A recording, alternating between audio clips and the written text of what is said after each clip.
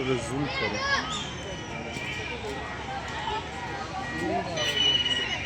تھوڑے ڈالے کپڑ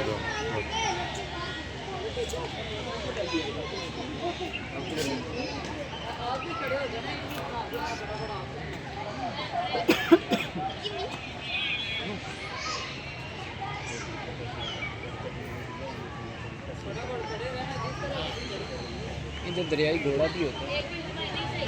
ہاں دریائی وہ بھی بہت بڑا ہے.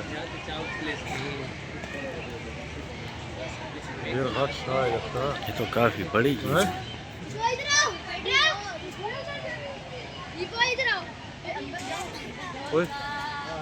وہ ڈال ادھر آ گیا.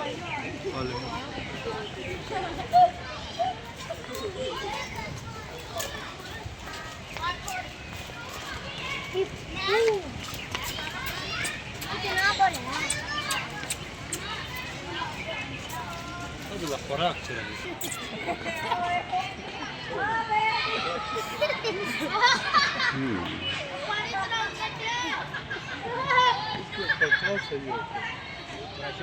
اس کی صحت کتنی ہے؟